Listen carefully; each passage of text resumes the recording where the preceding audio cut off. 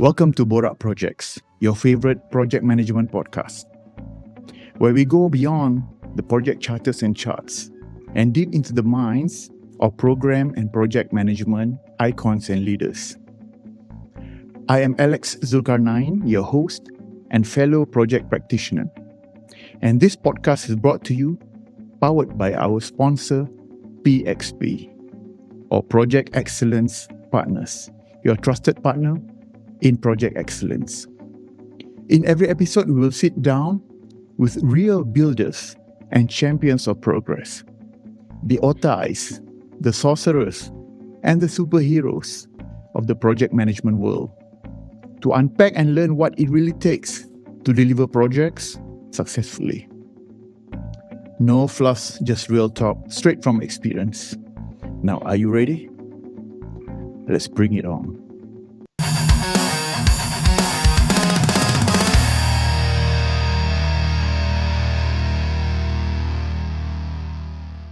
This very special guest of Borak Projex is a prominent figure in our project management universe. I've known this gentleman for a few years now when I was heading the Project Delivery Excellence Group in Petronas. He is a pioneer in sustainable project management, the founder of Green Project Management, an advocate in regenerative practices, and also a writer, advisor, and subject matter expert in all these areas. Has a long career, about 30 years, in various roles. And it is my honor to introduce the wonderful Dr. Joel Carboni. Salam. Good morning, Dr. Joel. How are you? Salam, Alex. Very good to see you. Where are you, by the way? So I'm in Detroit. I'm home now. Yeah. Oh, that's here in the U.S. That's about how many hours compared to Malaysia? Well, for a flight, it's a fun time because we have to fly to Incheon in South Korea, 14 hours, and then 6 hours south to KL. So I've done that many times. Okay. And what time is it there? No. It's 8:30 in the morning. 8:30 in the morning. Good morning. Good evening. So it's been a while since I last met you. I think last year, perhaps, yeah? I think so. Yeah, I think so. Yeah. Well, we will have a casual conversation. Thank you so much for coming to our podcast, Borak Projex. Really appreciate your time. Let's get on to it. Can you tell the audience where were you born and raised? Yeah. So first of all, I'm an American. I was born in Indiana, which is, if you don't know where Indiana is, most people don't. It's about a 3-hour drive from Chicago, southeast. And I eventually actually moved to Chicago and spent a decade there. And now I'm in Detroit, in Michigan, home of Motown, and it's a great place to be. Oh, you made your way all over the world since then, right? I have. Yeah, I've worked and been in 59 countries. 59 countries. Oh, wow. Yeah. That's great. May we know your hobbies, Dr. Joel?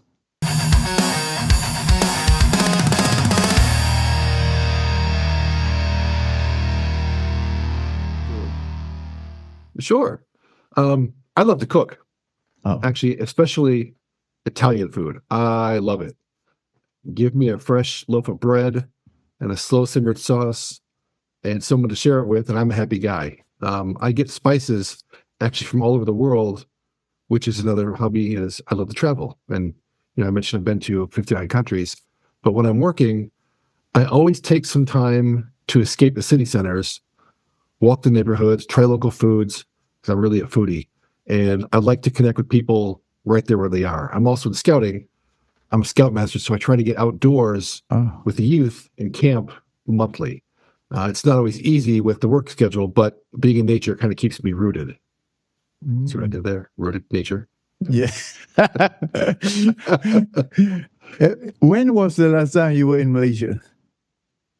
I was in Malaysia for December of 2024.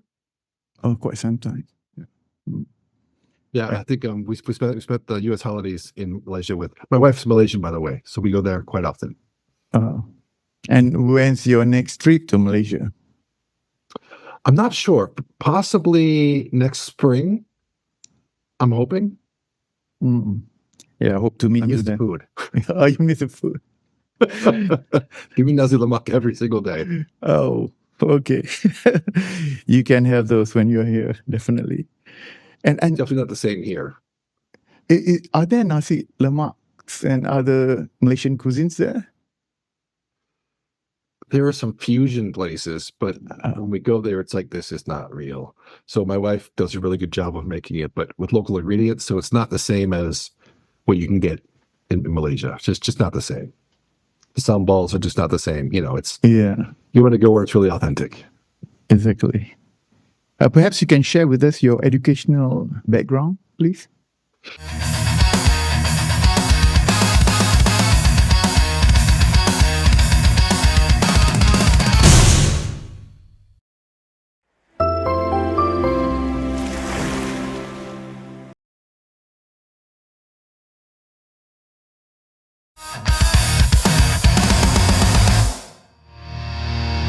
Yeah, actually, I started out to be a high school teacher.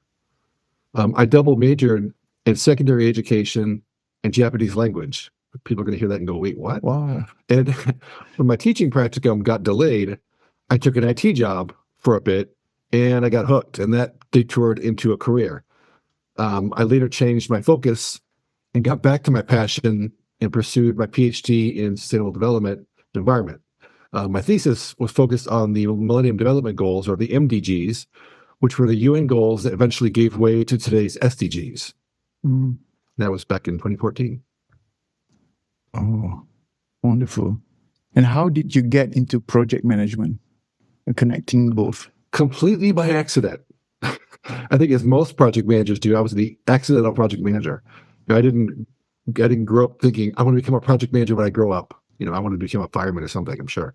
Now I'm going to date myself here, but I started at Anderson Consulting, which is now Accenture. Yep. I got thrown into a call center project, trial by fire, as they say.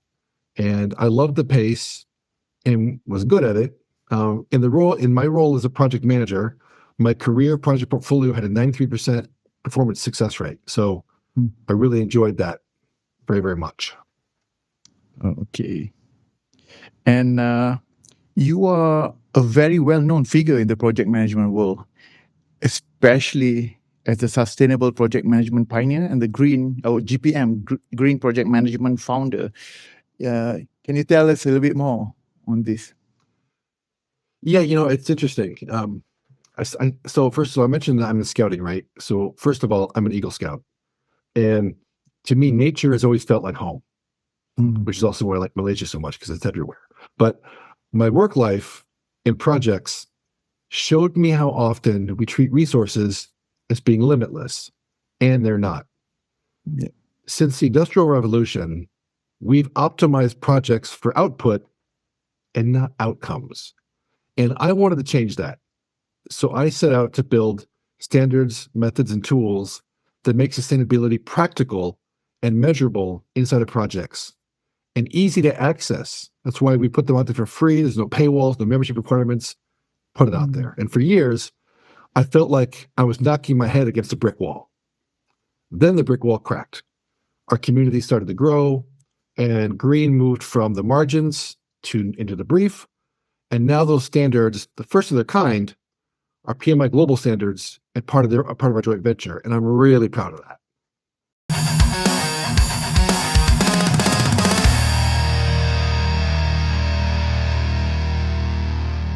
For the green project management is about people, planet, and profit, right? Yes. For those who are new to green project management, perhaps Dr. Joel, can you share a little bit the principles in this area? Yeah, sure. So it's pretty simple. First, I'll tell you what it isn't. It's not Autobus or on time, on budget, on scope. That's what we call grandpa's project management, and that needs to go away because that's what got us in this mess. Sustainability and project management seeks to manage projects so they deliver value for people, planet, and prosperity by design, not as an afterthought. And actually, GPM has trademarked sustainable project management and is the only organization that can lay claim to it under business training in the field of project professional development, project management. So we're proud of that too. We teach people to use our standard to assess impacts across social, environmental, and economic domains. And we hardwire those into plans, procurement, decision-making. In practice, that means life cycle thinking, evidence-based trade-offs, and impact thresholds. So the clear red lines that we shouldn't be crossing. This way, teams know what's acceptable before it's too late. And we don't stop at less harm. We aim for net positive, regenerative outcomes. In project teams, build the right thing, which is the strategic fit, build it the right way, be ethical, efficient, circular, and ensure that its benefits outlast go live. So governance, reporting, and learning. That's the premise. We're proud to be the only organization championing this for almost 2 decades. Wow. Oh, that's great. And what are the challenges? This is something new a few years back. I mean, still for some people. What are the challenges, the normal barriers to this?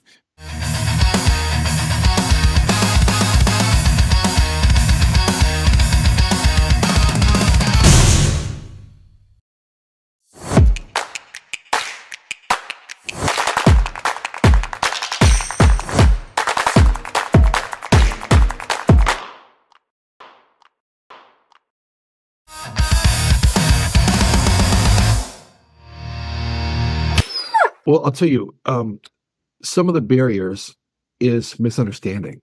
Mm. It's that people think that it's a nice to have or that it's an add-on, and it's not. This is about resilience. It's about protecting the brand reputation, market penetration, and actually growth. Because in today's economy, unsustainable is unprofitable. And once people make that connection and see the value of what doing the right thing actually does, they can see a massive return on investment. So it's changing the mindset, really. Yeah. Well, for Malaysia, I don't know. I feel that Malaysia is lagging behind on the understanding of, the exposure on this. What's your take on what should we do to gain more traction on green project management here? Well, I wouldn't say lagging. I would say has potential. Ah. I mean, you yourself, when you're working at Petronas, we worked together and we did some great work at Petronas. So that was great. And we've had strong Malaysian nominations for Project of the Year. And this year, I think we've got a finalist in there as well. What moves the needle fastest is when organizations say, this is how we work now. With our standards, methods, and tools, and a partnership with PMI, we can meet that demand at scale. So there isn't an organization in the world that we can't support, whether it's a small mom and pop type shop or a massive enterprise. We can scale with them and show them how this relates to their own resiliency and provide sustainability assurance to their business just by doing projects the right way.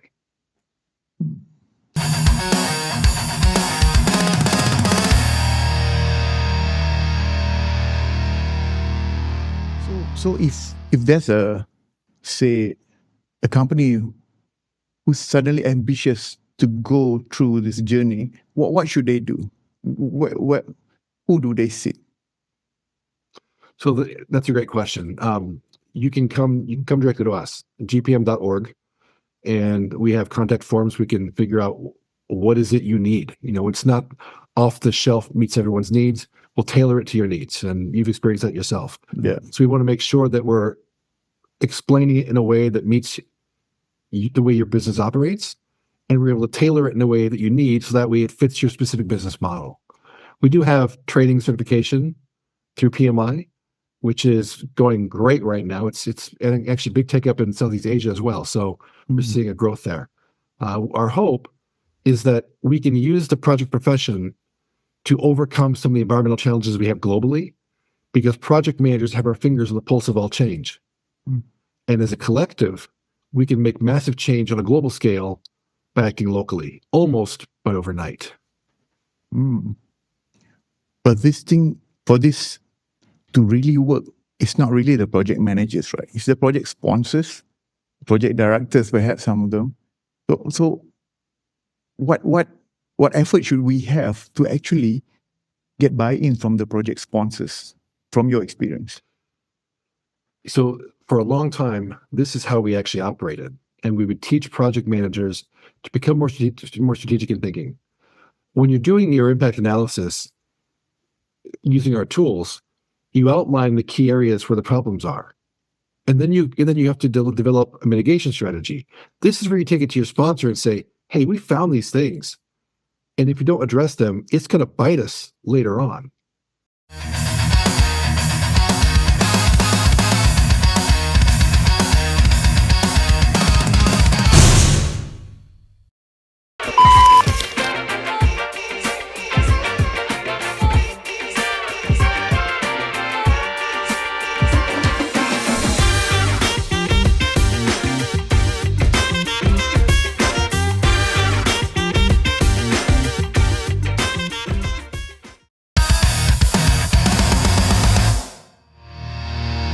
Here's the impact to the scope, impact to the cost, impact to the schedule.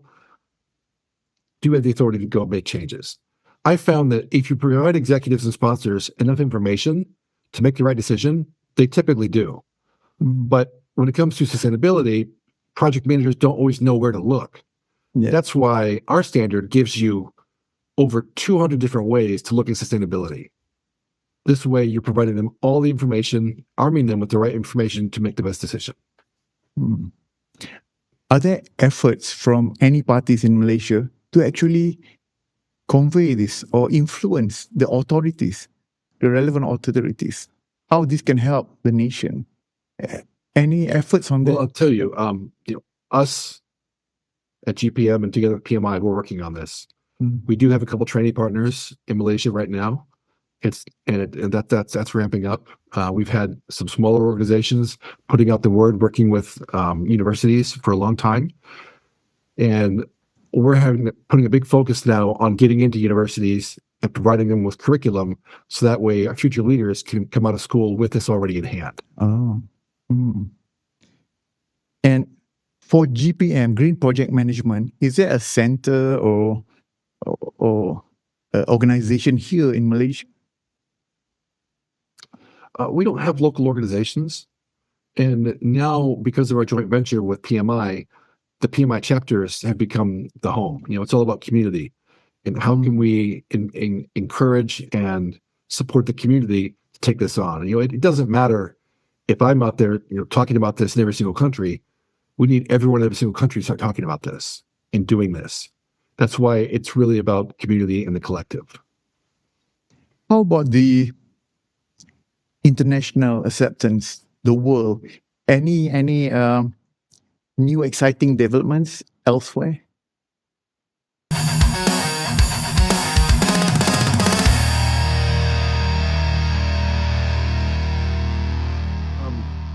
So for us, we're in the process of developing 40 short courses aligned with our standard and coming next year, plus a practical guide on sustainability reporting for projects. That's going to be really neat. But also, I'm serving on the working team for the GRI, the Global Reporting Initiative, working on the new pollution standard. And those insights are already flowing into our guidance so project teams can align delivery with credible disclosures. And I'll give you an example. In almost every company that does reporting, and most companies do some sort of reporting, whether it's regulatory or to GRI, UN Global Compact, or someone else, there's guidance to everyone saying, please report on your activities. Well, businesses don't often think about projects as being their activities. They report on operations. So as part of the effort with the GRI, I've encouraged the standard to speak specifically to project impacts.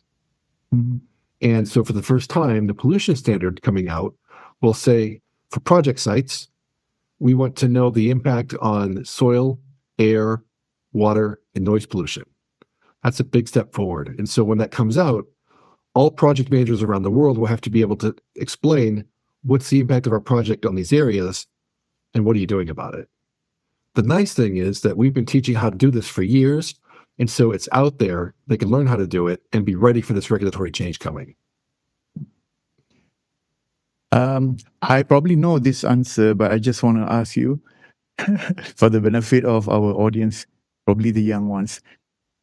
People, when they think about sustainability, there's a cost to it. It'll increase costs and whatnot. So how do you explain to them from the angle of project cost? So all projects cost. Yeah. But when it comes to sustainability, it's an investment in success. It's better to find the issues up front than later on down the road. Mm-hmm. And you're actually able to increase the success rate of your projects. There's lots of data behind this. PMI published a report last year on project success, and they found that projects that do address sustainability are far more successful than those who don't.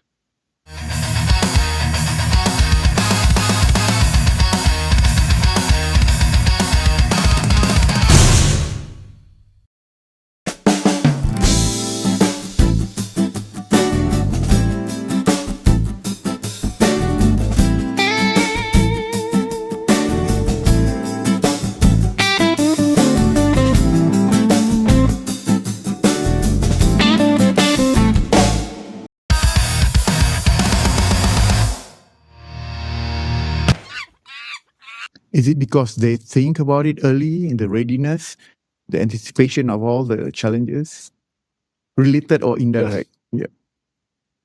Yeah. Yeah, exactly. Because when you receive a project charter and start doing your requirements definition, you look at those and go, okay, I'm going to just deliver this as is, as was requested.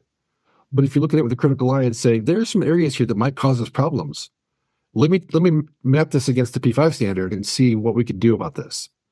You take a look at the guidance it provides you, determine the severity of those issues, come up with a remediation strategy, take it back to your sponsor and go, hey, this is a great project. A couple things in here, though, I think we can do better, and here's why. When you're able to get that buy-in, that support, and make it more sustainable, along with your delivery practices more sustainable, then you can deliver a sustainable outcome. And there isn't a company in the world that will tell you, I don't want that. Everybody wants to save money, deliver value, and have a lasting impact that's positive on the economy, the environment, and society. Yeah. Lasting impact that's positive, or at least the negatives are being minimized, right? Yeah, I mean, at the least, minimize the negative. Yeah. The objective, though, is to leave it better than you found it. I'll tell you, as a scoutmaster, whenever we leave a campsite, we always tell the scouts, make sure you leave it, make sure that leave no trace, we call it, as if we weren't here. But I tell them, leave it better than you found it. And that's the way the project should be as well. That's a good one.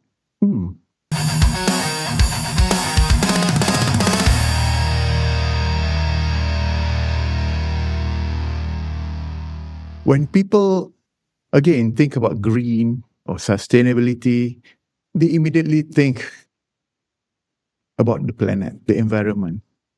They often, well, many years back, I also did the same.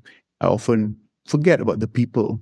And the profitability is what just now? Is the prosperity, is it? Mm-hmm. And the prosperity bit, which is part of green project management. So yes, I think that's the area that is missing, the connection with the business, that it helps the business. It helps the people around, the voluntary, involuntary communities around. It's not just about the environment. That's right, Dr. Joel? Yeah, absolutely. And in our standard, in the economic side of it, we've got business case resiliency. We have all types of indicators that speak to the health of the business. So that way the project team is looking out for not just the project to be delivered successfully, but also the health of the business. And that's a critical missing aspect in today's project management practices. And what about the financials? Do they hook to this, take into consideration of the green project management now? Absolutely. And I can give you some examples. Not my favorite organization, but BlackRock will not invest in projects that don't have ESG tied to them because they want to see, what are you doing? And we don't want to have that in our hands if it's not sustainable. And it's much better for banks and financial institutions to invest in a project that could demonstrate sustainability because it's a risk to them, right? If it doesn't get completed or has a negative environmental impact, they don't want that money flowing into that kind of project. Yeah. And actually, I was looking at some greenwashing issues in Malaysia last year and fought back on that. We have to be able to deliver sustainably. And if we don't do anything, they're going to ask us, what did you do? What kind of world did we inherit from you? It's up to us as a profession to say, we've got this under control. We're going to fix this because we can. Yes.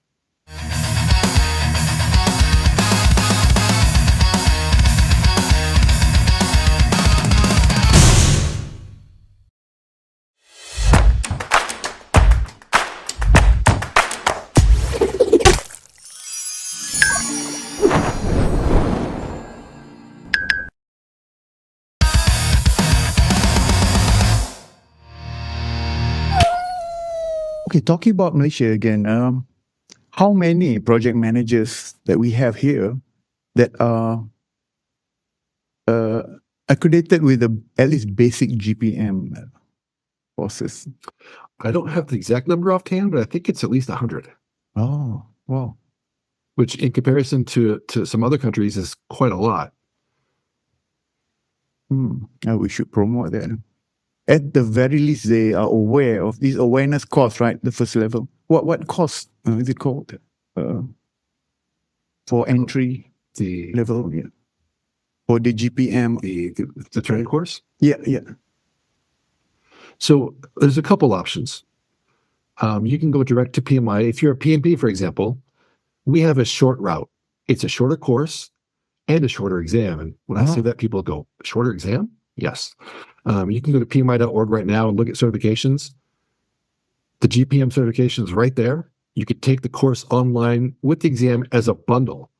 And there's regional pricing. So I don't know the price in Malaysia, but the pricing is based on the region. And so it's higher in North America and lower in other places. So check that out. It is a very fast growing credential. We've had it for 13 years, but now it's on PMI's framework and people are seeing it more often. So it's great. Oh, brilliant. That's great. I, for one, is for sure going to go to pmi.org, right? Yeah, check it out. Great.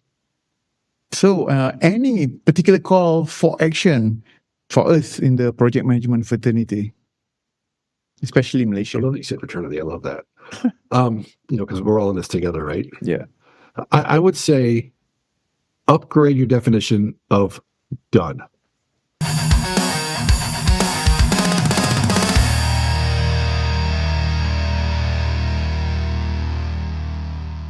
If a project hits time, cost, and scope, but harms people or ecosystems, it isn't done. It's delayed.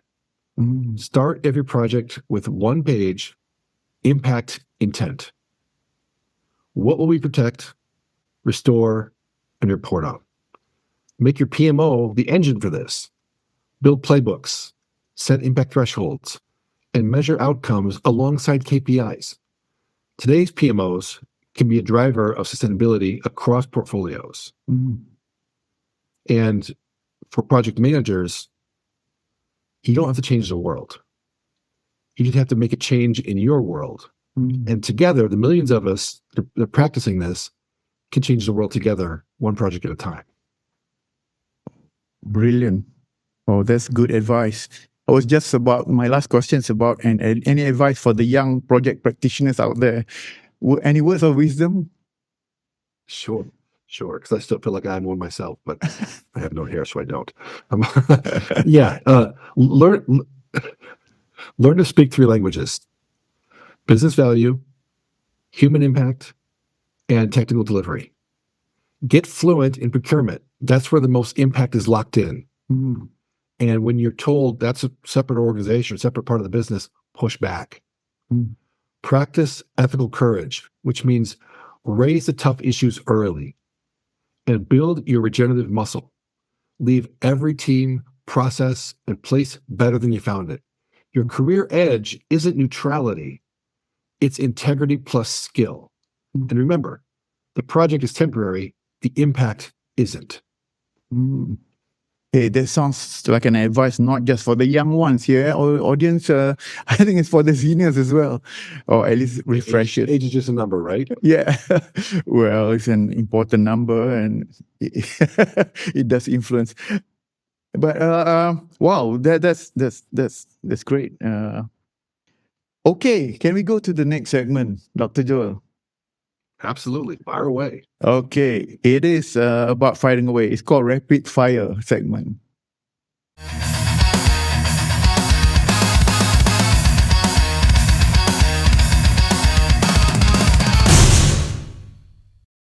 Too many tools? Not enough clarity? Planoly is the no-code platform built for every workflow. Automate tasks, align teams, and move faster. Planoly, built to work your way.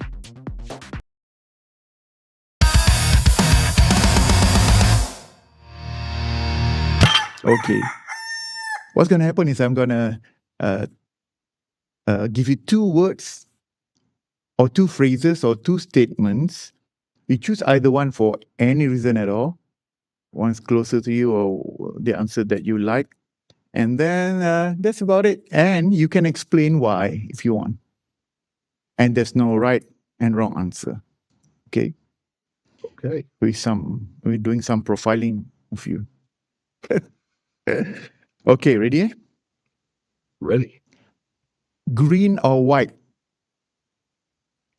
Green. Green. Nasi lemak or spaghetti? Or nasi lemak all day long.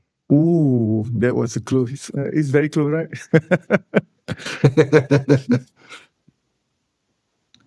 America or Malaysia? You know, America is my home, but Malaysia is my second home. I love them both. I can't compare. Well, you can't choose one? Right now, America is not very fun to be in, so. Okay, I'll take that. Project cost or project schedule? Project schedule. You can And I explain think that's why. because I've got more ability to affect the project schedule, and that will eventually impact the cost, which can be dealt with later. So Yeah, good answer. WWE or MMA? What a question. I guess MMA because it's real. Okay, yeah, that's a good answer. Okay. Leading one mega project or one program with thousands of projects? I think the program with thousands of projects is more complex and probably more fun then. Yeah. Let's go with that. Okay. Okay, this question I ask every one of my guests. BMW or Mercedes? Jag. Sorry. You're answering none, no? You're gonna hurt some feelings. Sorry. I'm not a BMW or Mercedes fan. I drive a Jag and I love it. So BMW over Mercedes. Sure. I guess if I had to choose, BMW. Okay. Well, Jack, you won. Marvel Cinematic Universe or DC Extended Universe? Oh, Marvel all day long. No, I love me some Batman, but Marvel's where it's at. Okay. Okay, get ready. I don't know whether you are into soccer, as you call it, football in Europe. Manchester United or Liverpool?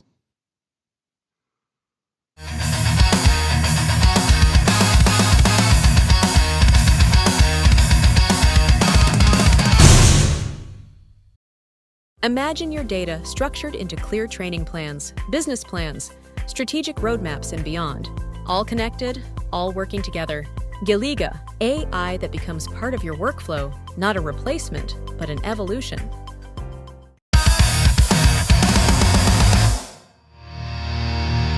So it's soccer in the US and I don't follow it. I like American football, and I'm a Chicago Bears fan. But I guess I would probably go with Manchester United. Okay, one up, Manchester United. Coffee or tea? Coffee. Coffee is life. And I drink Kuala it all day long. Look at that mug, so nice. We're going to send you a mug, a Borak Projex mug. When you're here, I'll deliver it to you. And we're going to give you a Borak Projex cushion as well. Oh, nice. Yeah, unused, new. So, Dr. Joel, any last few words for our audience right here, our project management practitioners out there? Well, one, keep listening to this podcast because this has been a lot of fun. And I know he's got some great guests on, so keep listening to this podcast. But also, check out what we're doing. Go to gpm.org, learn about sustainable project management practices and how they can change our world because we really need it. Well said. Green project management, guys. Google or ChatGPT that. For project management fraternity members, it's a must. Okay, that is a wrap for this episode of Borak Projex, where we keep it real, relevant, and relentlessly project-driven. A massive thank you to our honorable guest, Dr. Joel Carboni, for sharing his insights that only experience and multiple battle scars can bring. If you got value from this conversation, please like, follow, share, or drop a comment. Do not keep excellence to yourself. I'm Alex Zulkarnain signing off. Until next time, stay professional, work with integrity, stay excellent, and remember, project leaders aren't born. They are built one lesson at a time. Bye from Borak Projex.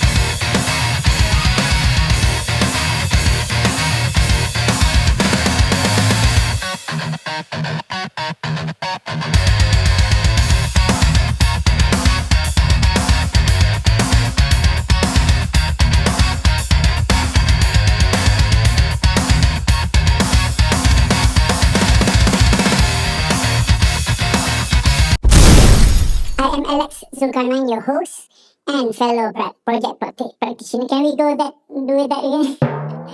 Hold up. Can I take pictures with you? You just stay put where you are. Sure.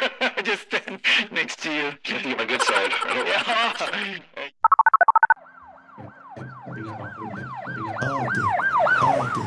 Okay. Dr. Joel, dah keluar. Bye from Borak Projex.